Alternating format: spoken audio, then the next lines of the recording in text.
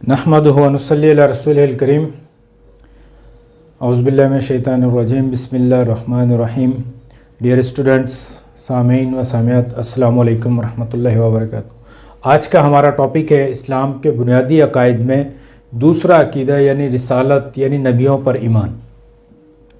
इस हवाले से चंद गुजारिशात आपके सामने रखूँगा मैं।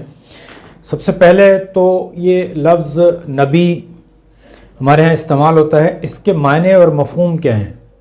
नबी असल में वर्ड जो है वो नबा से बना है। नबा का मतलब है ख़बर, यानी नबी मतलब ख़बर देने वाला, यानी वो हस्ती, वो ज़ात जो कि हमें इत्तला पहुँचाए, ख़बर पहुँचाए। इसी तरह से रसूल लफ्ज़ भी आपने सुना होगा। रसूल का मतलब यही है कि जो ख़बर लेकर आए, जो पैगाम लेकर आए। और जैसे हम उर्दू में कहते हैं पैगाम, तो पैगाम से पैगंबर, पैगंबर मतलब ये असल में फ़ारसी का लफ्ज़ है पैगाम और बर, पैगाम बर यानी पैगाम लेकर आने वाला। तो नबी का मतलब क्या है कि पैगाम लेकर आने वाला, मैसेंजर जिसे हम इंग्लिश में कहेंगे कि वो मैसेज लेकर आने वाले को, मैसेज देने वाले को मैसेंजर कहा जाता है। लेकिन ये तो इसकी लफ्ज़ी मीनिंग, यानी कोई भी शख्स जो है वो मैसेज लेकर आएगा तो उसे मैसेंजर कह देते हैं। जैसे कोर्ट का मैसेंजर होता है, पोस्ट ऑफिस की तरफ से मैसेंजर भी होते हैं, और आजकल मोबाइल में एक एप्लीकेशन भी मैसेंजर है। अगर हम उसकी ट्रांसलेशन करेंगे अरबी में तो वो बनेगी नबी या रसूल। अब सवाल ये है कि क्या हम उसको जो कोर्ट की तरफ से मैसेंजर आता है उसको भी हम नबी कह सकते हैं? तो बात यह है कि लफ्ज़ जो वर्डिक मीनिंग जो है उसके हिसाब से तो सही है, लेकिन अब इस्तिलाही मफ़हूम जो है ये एक डिसाइड हो गया है कि अब रिलीजियस तौर पर नबी का मतलब जो है वो पैगंबर यानी जो रसूल यानी जो अल्लाह की वही, अल्लाह का पैगाम लेकर आए, उसको कहा जाएगा। तो हम दूसरे आम लोगों को मैसेंजर तो कह सकते हैं, लेकिन हम उसको नबी नहीं कहेंगे, क्योंकि नबी जैसे ही नबी वर्ड यूज़ करेंगे तो हमारे जहन में यही चीज़ आएगी कि अल्लाह का पैगाम लेकर आने वाले। तो ये एक इस्तिलाही मफ़हूम क्या है कि अल्लाह का पैगाम लेकर आने वाले। तो इसलिए अब नबी जो है वो मखसूस हो गई है ये इस्तिलाह उन लोगों के साथ जो अल्लाह का पैगाम लेकर आते हैं। दूसरा एक बड़ा अहम टॉपिक कि नबियों की ज़रूरत क्यों पेश आई। आखिर अल्लाह ताला ने नबियों को ही क्यों जो है वो मबूस किया हमारी रहनुमाई के लिए। तो इसकी बहुत सारी वजूहात हैं। नंबर वन तो ये कि अल्लाह ताला डायरेक्ट लोगों के साथ बातचीत नहीं करता। अल्लाह ताला डायरेक्ट लोगों को जो है वो अपना पैगाम नहीं देता, तो उसके ज़रिए किसी मीडिया का होना ज़रूरी था। ये भी हो सकता था कि अल्लाह ताला जो है वो कुरान मजीद को पहाड़ के ऊपर रख देते, सुबह हम उठा लेते, किसी गार में से मिल जाता हम उठा लेते, या जो है वो काबे में कहीं पड़ा हुआ मिल जाता और हम उठा लेते, उस पर अमल शुरू कर देते हैं। तो जब सवाल किया जाता है तो इस तरह से मुख्तलिफ सवालात खड़े होते हैं। तो फिर नबियों को क्यों भेजा? असल में बात यह है कि अल्लाह ताला ने अपने पैगाम को जो दिया, ये इसके देने के और बहुत सारे ज़राए हो सकते थे, लेकिन नबियों के ज़रिए इसलिए दिया गया कि ये एक थ्योरी है, यानी ये एक बुक है। अब इसको पढ़ना है और समझना है और उस पर अमल करना है, लेकिन अमल कैसे करना है? तो अमल के लिए जो है वो अल्लाह ताला ने नबियों को भेजा है कि तुम्हारा काम पैगाम पहुंचाना नहीं है, ये भी है कि तुमने उसके ऊपर अमल करके भी दिखाना है। तो जैसे हम कहते हैं ना सुन्नत नबी या अहादीस, जैसे हदीस की मशहूर किताबें हमारे पास हैं, तो इसमें क्या है कि जो अल्लाह का पैगाम था, यानी ये कुरान मजीद जो अल्लाह का पैगाम है, उसको नबी सल्लल्लाहु अलैहि वसल्लम ने अपने अमल से तमाम चीज़ें अमल करके जो है वो अल्लाह के नबी ने हमको दिखाई, हमको सिखाई, हमको बतलाई। तो इसलिए नबियों की ज़रूरत इसलिए पेश आती है कि उस पैगाम का प्रैक्टिकल फॉर्म जो है वो लोगों तक पहुंचा दिया जाए। ऐसा ना हो कि कल को लोग कहें कि जी अल्लाह तुम्हारा पैगाम तो पहुंचा, लेकिन हम उस पर अमल कैसे करते। या दूसरा ये सवाल भी ऑब्जेक्शन हो सकता था कि हर कोई अपने तरीके से उस पर अमल करना शुरू कर देता। कुरान तो एक ही है, लेकिन हम जो है वो मैं अपने तरीके से अमल कर रहा हूँ, कि दूसरा अपने तरीके से, तीसरा अपने तरीके से। तो ये सारी चीज़ें हो सकती थी। तो इन सारे इख्तलाफात को, इन सारे एतराज़ात को ख़त्म करने के लिए अल्लाह ताला ने एक नबियों की जमात यानी बहुत सारे अंबिया इकराम को दुनिया में मबूस किया, ताकि वो लोगों की रहनुमाई करें, रहनुमाई प्रैक्टिकल रहनुमाई करें। आपने देखा होगा کہ میٹرک میں انٹر میں ہمارے کچھ سبجیکٹ ہوتے ہیں بایولوجی فزکس کیمسٹری جن کی ہم تھیوری بھی پڑھتے ہیں اور پھر پریکٹیکل بھی کرتے ہیں، اور ایگزامینیشن میں بھی تھیوریٹیکل پیپر بھی ہوتا ہے اور پریکٹیکل پیپر بھی ہوتا ہے، تو دونوں کے نمبر ہمیں جو ہے وہ ملتے ہیں۔ تو اس طرح سے ہمارے پاس جو دین اسلام ہے، یہ اللہ تعالیٰ نے جتنے بھی دین یا مذاہب جو آسمان سے نازل کیا، آپ کچھ بھی کہہ لیں اس کو، تو ان کے ساتھ تھیوری کے ساتھ ساتھ اللہ تعالیٰ نے پریکٹیکل کے لیے انبیاء اکرام کو بھی بھیجا۔ تو یہ ان دونوں کی ضرورت تھی تاکہ انسانوں کی مکمل ہدایت کا جو ہے وہ انتظام ہو سکے۔ تو یہ نبیوں کی ضرورت پر بھی ہم نے کچھ بات کی۔ اب ہمارے پاس نیکسٹ ٹاپک ہے انبیاء کی خصوصیات، کہ آخر وہ جو نبی ہیں جن کو اللہ تعالیٰ نبی بناتے ہیں تو وہ کون لوگ ہوتے ہیں۔ یہاں ایک سوال یہ بھی ہے کہ کیا انسان اپنی محنت سے، اپنی ریاضت سے، اپنی کوشش سے بھی نبی بن سکتا ہے؟ جیسے آپ نے سنا ہوگا کہ انسان جب زیادہ عبادت کرتا ہے، نیک ہوتا ہے، تقوی پرہیزگاری پر عمل کرتا ہے تو پھر متقی انسان ہوتا ہے، تو اسے ہم پیر بھی کہتے ہیں، لوگ اسے جو ہے وہ عامل کامل بھی کہتے ہیں، پیر صاحب بھی کہہ دیتے ہیں، وہ ولی بھی بن جاتے ہیں، اور پھر کچھ لوگوں نے اور ان کے کتب ابدال وغیرہ وغیرہ یہ چیزیں عہدے بنائے ہوئے ہیں۔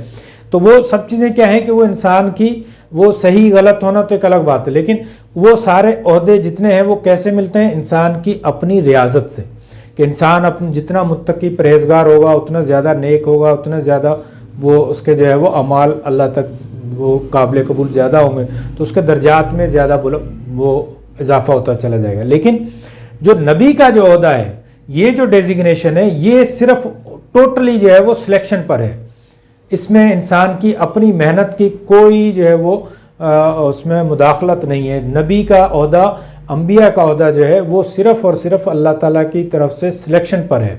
چاہے کوئی انسان کتنا بھی نیک کیوں نہ ہو، لیکن وہ نبی نہیں بن سکتا جب تک کہ اللہ اس کو سلیکٹ نہ کرے نبی بننے کے لیے۔ تو یہ نبی کی جو سلیکشن ہے وہ صرف پیورلی 100% صرف اللہ کی طرف سے ہے۔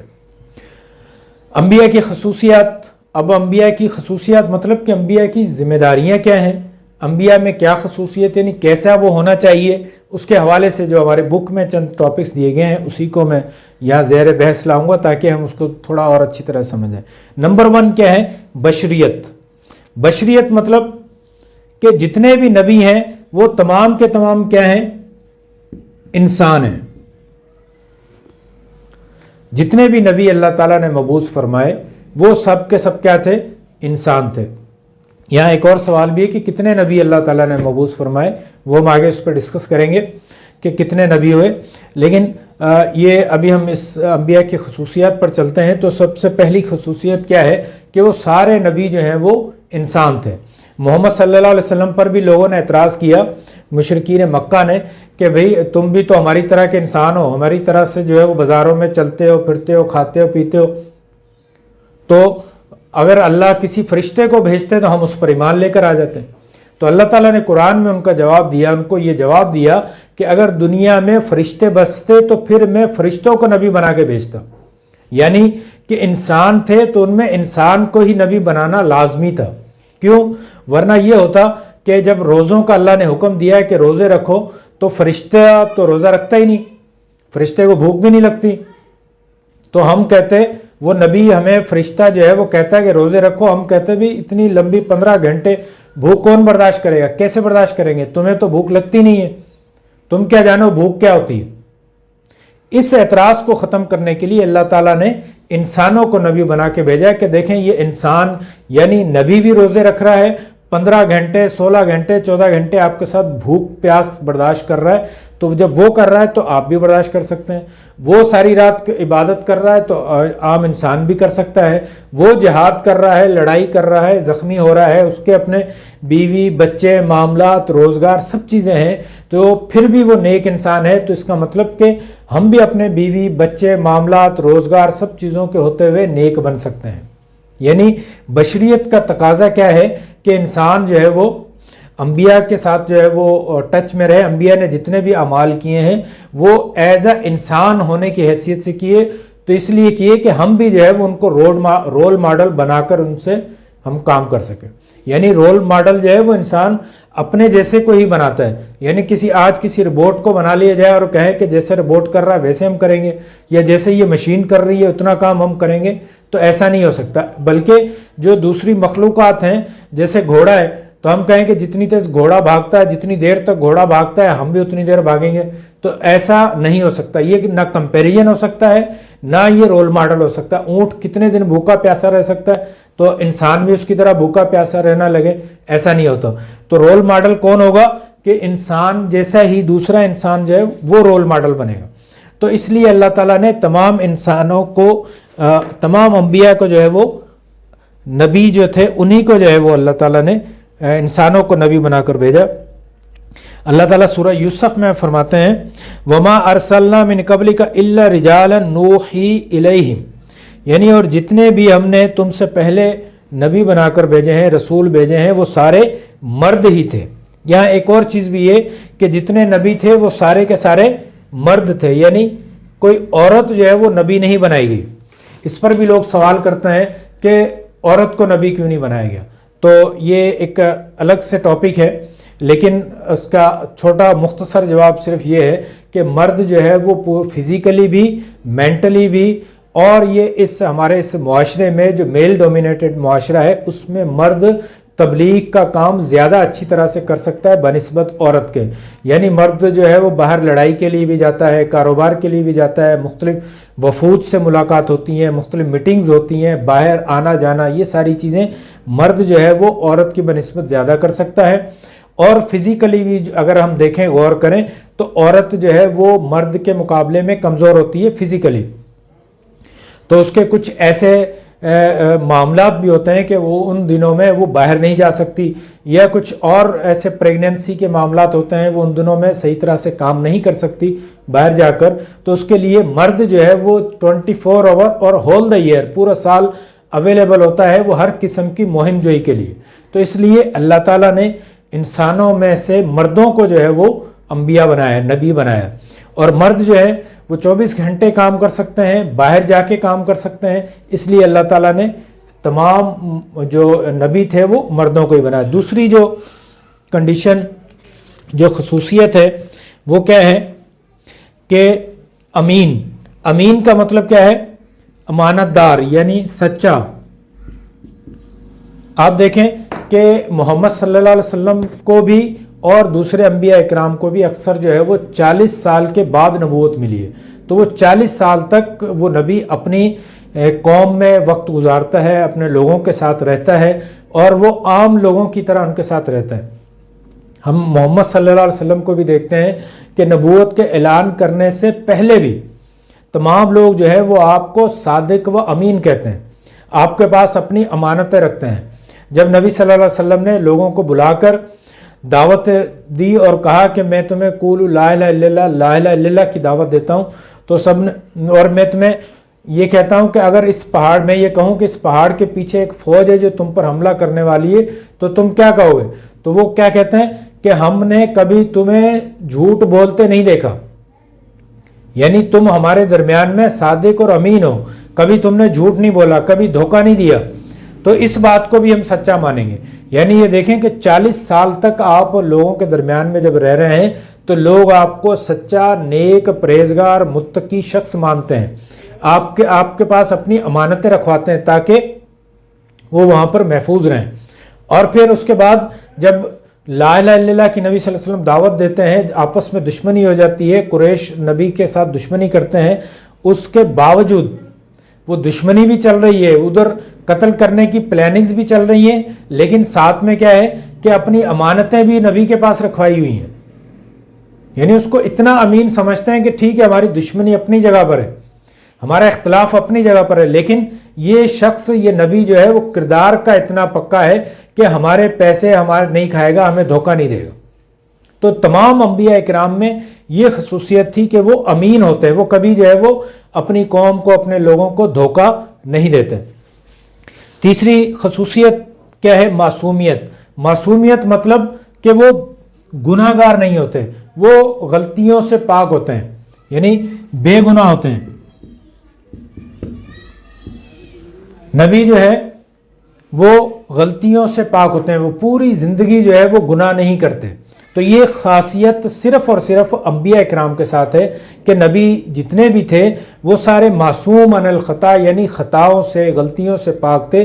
اگر وہ غلطیاں کرتے تو پھر اللہ کے پیغام کو وہ کس طرح سے پہنچا سکتے تھے؟ تو یہ ایک خاصیت ان میں ہوتی ہے کہ وہ کبھی دین کے کام میں کوئی غلطی نہیں کرتے۔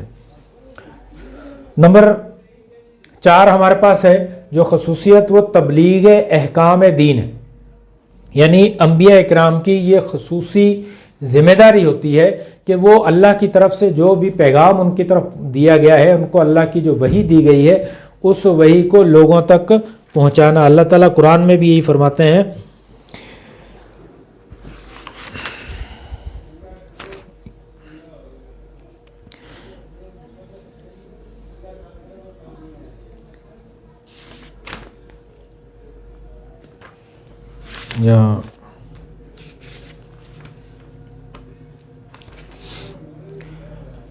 اللہ تعالیٰ قرآن میں بھی فرماتے ہیں، وَمَا أَرْسَلْنَا مِن قَبْلِكَ إِلَّا رِجَالًا نُوحِي إِلَيْهِمْ فَاسْأَلُوا أَهْلَ الذِّكْرِ إِن كُنتُمْ لَا تَعْلَمُونَ بِالْبَيِّنَاتِ وَالزُّبُرِ وَأَنزَلْنَا إِلَيْكَ الذِّكْرَ لِتُبَيِّنَ لِلنَّاسِ مَا نُزِّلَ إِلَيْهِمْ وَلَعَلَّهُمْ يَتَفَكَّرُونَ، کہ ہم نے تمہاری طرف جو ذکر نازل کیا ہے، جو قرآن نازل کیا ہے، لِتُبَيِّنَ لِلذِّكْرِ لِلنَّاسِ وَأَنزَلْنَا إِلَيْكَ ذِكْرَ لِتُبَيِّنَ لِلنَّاسِ، کہ یعنی ہم نے جو تمہاری طرف ذکر نازل کیا ہے اس کو لوگوں تک پہنچا دو، اس کو لوگوں تک جو ہے وہ پیغام پہنچا دو۔ اسی طرح سے نبی صلی اللہ علیہ وسلم فرماتے ہیں، وَمَا يَنطِقُ عَنِ الْهَوَىٰ إِنْ هُوَ إِلَّا وَحْيٌ يُوحَىٰ، یعنی میں جو بھی بات کرتا ہوں میں وہ وحی الہی ہوتی ہے، یعنی اس وحی کے علاوہ جو ہے میں کوئی بات نہیں کرتا۔ یعنی انبیاء اکرام جو ہیں وہ دین کے حوالے سے جتنی بھی باتیں کرتے ہیں، جتنے بھی احکامات دیتے ہیں، وہ صرف اللہ کی طرف سے ہی ہوتے ہیں۔ یعنی قرآن مجید میں ہمارے پاس محفوظ ہوں یا سیرت نبی کے حوالے سے احکامات احادیث کے حوالے سے ہمارے پاس ہوں، تو وہ کیا ہیں کہ وہ اللہ کی طرف سے ہیں۔ محمد صلی اللہ علیہ وسلم یا دوسرے انبیاء اکرام اپنی طرف سے دین نہیں دیتے، دین کیا ہے وہ اللہ کی طرف سے ہوتا ہے۔ لیکن نبی کا کام کیا ہوتا ہے کہ اس دین کو، ان احکامات کو لوگوں تک پہنچا دینا، لوگوں کو کھول کے بیان کر دینا، اس کے اوپر عمل کر کے دکھا دینا۔ جیسے نبی صلی اللہ علیہ وسلم فرماتے ہیں، سلو کما رأیتمونی اصلی، یعنی قرآن مجید میں اللہ تعالیٰ نے تقریباً 700 دفعہ جو ہے وہ نماز کا حکم دیا ہے، لیکن نبی صلی اللہ علیہ وسلم کیا کہتے ہیں کہ سلو کما رأیتمونی اصلی، نماز ویسے پڑھو جیسے مجھے پڑھتے ہوئے دیکھتے ہو۔ اس کا مطلب کیا ہوا کہ نماز کا حکم تو اللہ نے دیا، لیکن طریقہ کیا ہے؟ طریقہ جو ہے وہ اللہ نے محمد صلی اللہ علیہ وسلم کو دکھایا، سکھلایا، اور پھر محمد صلی اللہ علیہ وسلم نے اس کو لوگوں کے سامنے پیش کیا، لوگوں کو دکھایا، لوگوں کو بتایا کہ اس طرح سے تم نے نماز پڑھنی ہے۔ اب ہم نے نماز کیسے پڑھنی ہے؟